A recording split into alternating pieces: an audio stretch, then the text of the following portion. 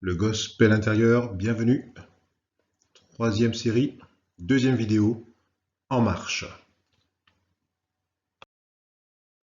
Aujourd'hui, nous allons partager sur la façon de cultiver qui je suis, d'emprunter la voie sûre et de découvrir que ma nourriture, c'est de faire. Ma nourriture est de faire. Vous retrouvez cette expression de Jésus en Jean 4, 34 et en Jean 6, 38 en 40. Eh bien, il faut comprendre que mon être intérieur, le divin en moi, Christ en moi, est à considérer comme un être à part entière dont je procède, autant que mon être dit charnel, qui ne désigne pas seulement ma partie corporelle, mais ma façon de fonctionner que je connais bien depuis ma naissance, qui est largement incomplète et qui souffre donc de cette incomplétude. Et à partir du moment où je suis conscient de cet être intérieur en moi, qui n'attend qu'une chose, à s'exprimer, eh bien, je comprends que je suis comme deux cavaliers sur une même monture qui, à l'instar de l'ombre et de la lumière, ces deux cavaliers, alors que jusqu'à présent, j'évoluais avec mon être charnel devant le premier, eh bien maintenant, avec le temps, c'est mon être intérieur, le divin en moi, qui va au fur et à mesure passer devant. Comme la lumière va commencer donc à reprendre toute sa plénitude pour m'éclairer enfin de la bonne façon. Et cet être intérieur doit se nourrir comme mon être charnel.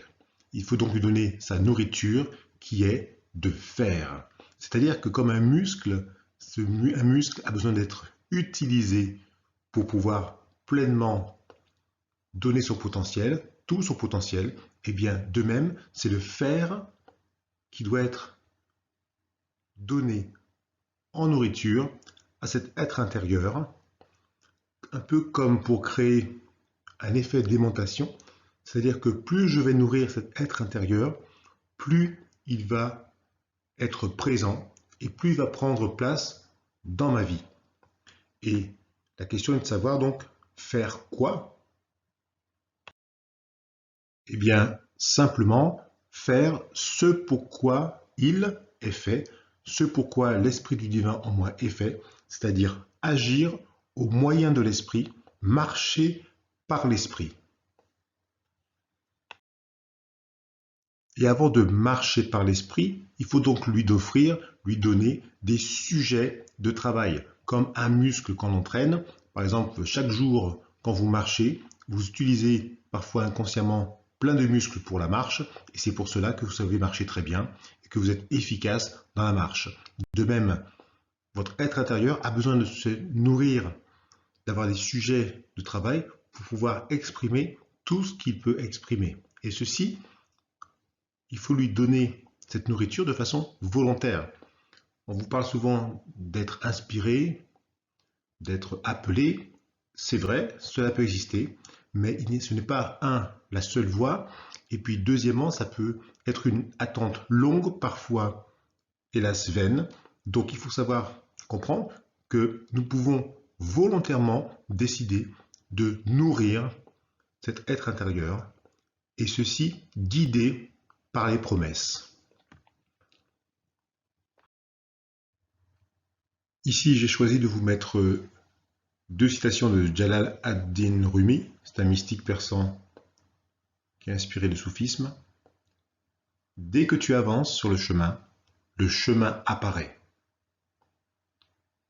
Donc il est bien écrit que d'abord tu avances et le chemin apparaît. Deuxième citation, vous avez des ailes, apprenez à les utiliser et voler.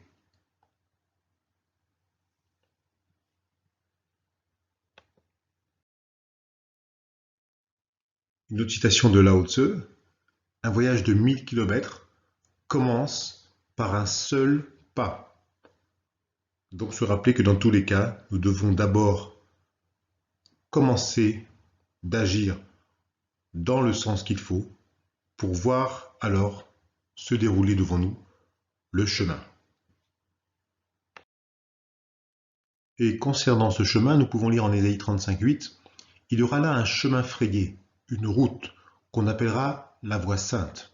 Rappelez-vous que nous avons déjà dit que par Christ en nous, par le divin en nous, nous sommes saints. Donc c'est un chemin qu'emprunte celui qui sait qu'il est saint en Christ. Je continue. Nul impur n'y passera, elle sera pour eux seuls. Ceux qui la suivront, même les insensés, ne pourront s'égarer.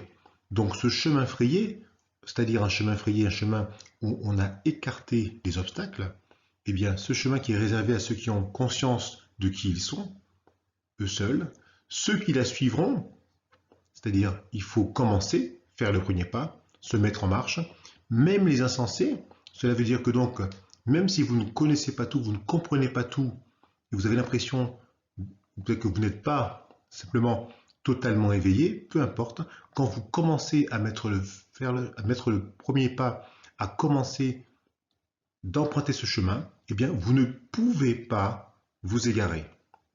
Je relis. Il y aura là un chemin frayé, une route qu'on appellera la voie sainte. Nul impur n'y passera, elle sera pour eux seuls. Ceux qui la suivront, même les insensés, ne pourront s'égarer. Toujours Ésaïe 35:8, une version plus ancienne, la Bible de Sassy, 1759. Il y aura là un sentier et une voie qui sera appelée la voie sainte. Celui qui est impur n'y passera point, et ce sera pour vous une voie droite, en sorte que les ignorants y marcheront sans s'égarer. Même explication. Et donc comprendre que quand je ne fais pas, quand je ne nourris pas mon être par ce faire, eh bien il faut savoir que mon vieil être charnel, l'autre cavalier, lui, de toute façon, il fait spontanément et abondamment dans ce monde matériel qui nous inonde de nourriture qui sont à sa destination. Bien, nourriture matérielle, nourriture des cinq sens, sollicitations de tout type qui sont faites pour cet être charnel et qui souvent ne sont pas forcément, voire souvent pas du tout adaptés à l'être intérieur, à Christ en nous. Et il faut savoir que dans ce monde matériel où nous évaluons, eh bien, nous prêtons souvent plus de crédit à ce que nous vivons sur le plan matériel que sur le plan spirituel, alors que c'est un peu pensé à l'envers, dans le sens que le matériel procède d'abord des choses de l'esprit, d'abord des choses spirituelles. Attention, quand on parle de nourriture, il ne s'agit pas que de ce que je lis, ce que je regarde, ce que je vois, ce que je choisis de prioriser dans mon esprit, même si effectivement ces sujets, ces choses sont certes importantes, on peut choisir d'écouter des choses bonnes, agréables pour l'intérieur, voilà. En fait, il s'agit de comprendre que le juste, entre guillemets, celui qui emprunte cette voie juste et qui sait qui il est, vivra par la foi, c'est-à-dire par la mise en application de cette loi spirituelle dont nous avons parlé, et non par la loi mosaïque, autrement dit, non par une multitude de lois du genre fais pas ci, fais pas ça, auxquelles il suffirait d'obéir pour que tout aille bien. Exemple, se dire que voilà, je ne lis pas ce qu'il ne faut pas, je ne regarde pas ce qu'il ne faut pas, donc tout va bien, et ça devrait suffire. Eh bien non, il ne s'agit pas du tout de cela. Il s'agit toujours de métanoïa, c'est-à-dire de changer sa façon de générer sa pensée, et par conséquence, tout ce qui procède de l'esprit en nous. Et il s'agit de métanoïa dans le sens de mettre en pratique ce mode opératoire du divin qui est la parole dans tout ce que nous faisons, en tout cas dans tout ce que nous pouvons offrir comme nourriture à notre être intérieur, à notre être spirituel. Car en effet, rappelez-vous, je vous remets ici Jean 1 de 1 à 3, au commencement était la parole, et la parole était avec Dieu, et la parole était Dieu. Elle était au commencement avec Dieu, toutes choses ont été faites par elle, et rien de ce qui a été fait n'a été fait sans elle. Donc encore une fois, il ne s'agit pas d'une obéissance de type ne fais pas ci, ne fais pas ça, un peu à l'instar des 10 commandements, et même les autres, car je ne sais pas si vous le savez, mais il n'y a pas que 10 commandements, il y a des centaines de commandements d'inspiration biblique. et en fait, dont le sous-titrage est en fait, voici ce qui sera quand tu sauras que le divin est en toi, quand le divin dit, Dieu dit aux êtres humains, je suis à l'intérieur de vous. Et donc, par conséquent, les commandements, vous les suivrez naturellement, sans vous poser la question de savoir si c'est bien ou si c'est mal. Et cette nourriture a pour objectif d'atteindre la cible. Rappelez-vous, la cible, c'est évoluer dans le royaume du divin, qui est à l'intérieur de moi, en explorant la vie éternelle, qui est le fait de connaître, de savoir qui je suis et ce par quoi je procède en esprit.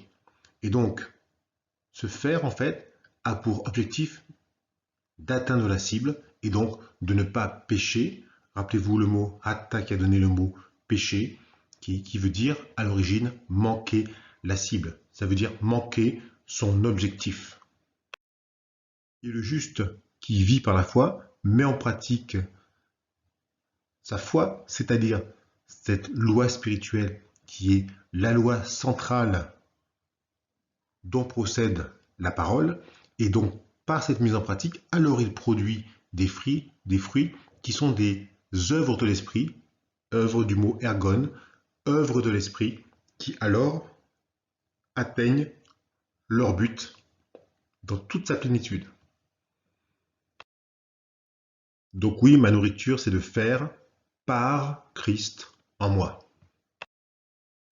Et ceci, je dois le faire avec persévérance. Rappelez-vous, c'est aussi une loi spirituelle, persévérance et donc patience dans l'action, dans le faire, dans le marcher par l'esprit. Nous allons parler un peu maintenant de ce marcher par l'esprit.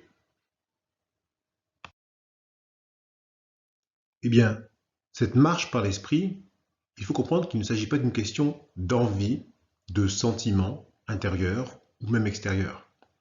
Il faut comprendre que c'est simplement une décision que nous pouvons prendre librement de notre intériorité solaire, je dirais, c'est-à-dire au-dessus de toute circonstance émotionnelle, intellectuelle ou autre. Et le mauvais jour, eh bien, le mauvais jour, c'est le jour où l'adversité nous assaille, le jour où on se relâche dans cet effort quotidien, le jour où on a l'impression de ne plus avoir envie et surtout de ne pas aboutir, et le jour où on a envie de tout abandonner parce qu'on a l'impression qu'on ne peut pas faire à cause d'un sentiment, d'une émotion, d'une pensée ou d'une réflexion.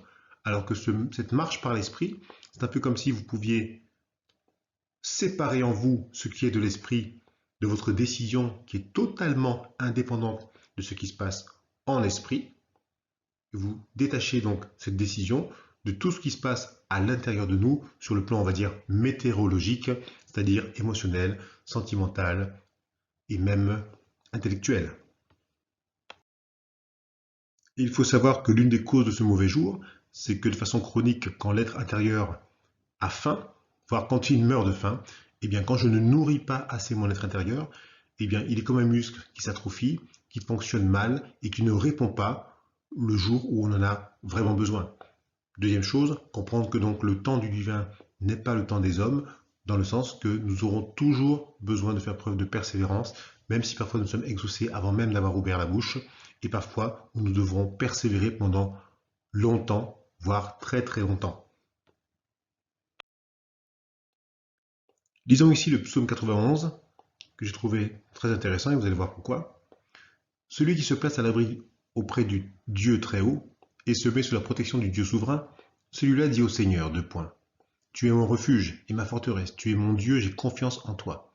C'est le Seigneur qui te délivre des pièges que l'on tend devant toi, et de la peste meurtrière. Il te protégera, tu trouveras chez lui un refuge comme un poussin sous les ailes de sa mère. Sa fidélité est un bouclier protecteur, une armure. Tu n'auras rien à redouter, ni les dangers terrifiants de la nuit, ni la flèche qui vole pendant le jour, ni la peste qui rôde dans l'obscurité, ni l'épidémie qui frappe en plein midi. Oui, même si 1000 personnes tombent près de toi, et 10 000 encore à ta droite, il ne t'arrivera rien. Ouvre seulement les yeux et tu verras comment sont payés les méchants. Oui, Seigneur, tu es mon refuge. Oui, tu as fait du Très-Haut ton abri. Très important, on y reviendra. Aucun mal ne t'atteindra, aucun malheur n'approchera de chez toi, car le Seigneur donnera l'ordre à ses anges de te garder où que tu ailles. Ils te porteront sur leurs mains pour que ton pied ne heurte pas de pierre. Tu marcheras sans risque sur le lion ou la vipère, tu piétineras le fauve ou le serpent. Il est attaché à moi, dit le Seigneur. Je le mettrai à l'abri, je le protégerai parce qu'il sait qui je suis. Il m'appellera au secours et je lui répondrai. Je serai à ses côtés dans la détresse, je le délivrerai, je lui rendrai son honneur, je lui donnerai une vie longue et pleine et je lui ferai voir que je suis son sauveur.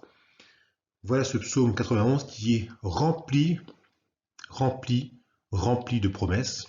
Pour ceux qui savent déjà reformuler ce genre de psaume en pratique quotidienne. Vous remarquerez qu'il y a plusieurs intervenants. Il y a le psalmiste qui chante le psaume. Il y a le Dieu très haut qui désigne le divin absolu. Il y a le mot Seigneur qui désigne ici la divinité intérieure de l'être humain à qui s'adresse le psaume et du psalmiste lui-même. Et je continue. Et ce même Seigneur, à la ligne 9, oui Seigneur, tu es mon refuge. Si tu as fait du Très-Haut ton abri, ça veut bien dire que ce Seigneur dont on parle ici n'est pas le Dieu Très-Haut dont on parle tout en haut. C'est ce Seigneur, c'est-à-dire le divin en moi, qui a son refuge dans le divin absolu, on va dire le Dieu avec un D majuscule. Voilà. Pour revenir un petit peu sur cette notion de qui je suis, eh bien, sachez que la Bible est remplie de ce genre de subtilité qu'il faut savoir détecter pour prendre conscience de qui parle. En 14, vous remarquerez, il est attaché à moi, dit le Seigneur. Là, un feu, c'est un peu notre partie divine à l'intérieur de nous qui s'adresse au grand divin par le biais du psalmiste qui nous fait comprendre que ce divin est attaché à nous, à l'intérieur de nous. Il n'est pas à l'extérieur.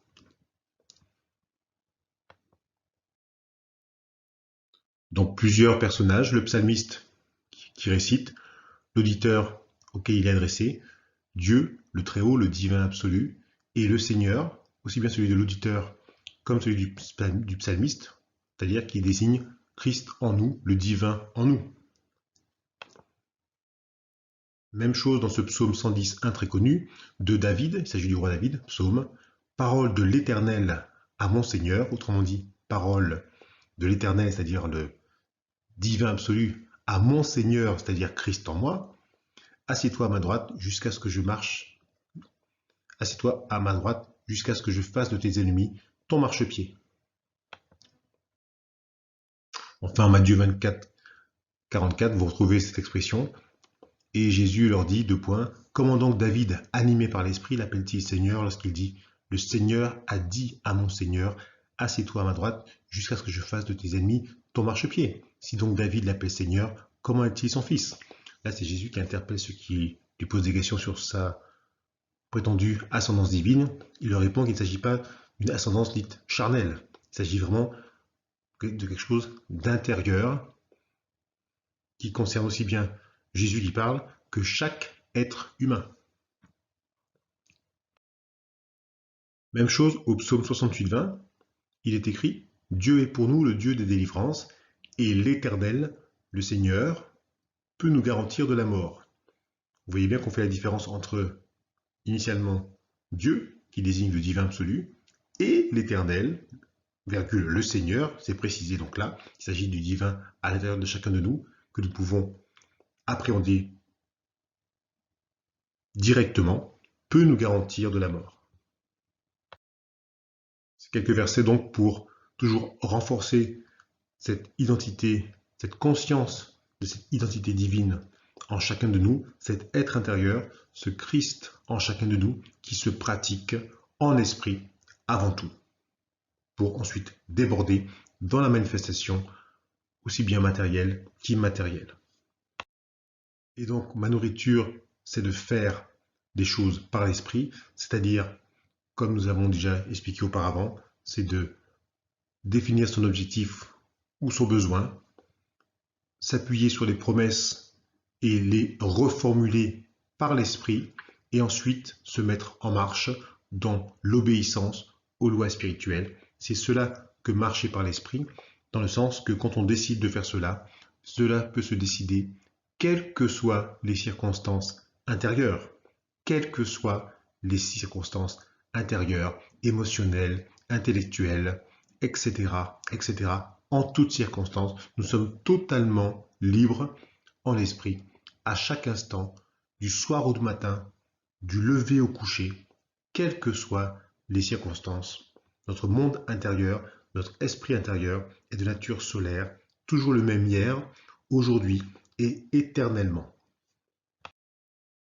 En Jean 6, 38, 39, nous pouvons lire « Ma nourriture est de faire la volonté de celui qui m'a envoyé, que je ne perde rien de tout ce qu'il m'a donné. » En Jean 4, 34, nous pouvons lire « Ma nourriture, c'est de faire la volonté de celui qui m'a envoyé et d'accomplir son œuvre. » Pour terminer, la volonté du divin dont on parle, c'est le bon, l'agréable, le parfait.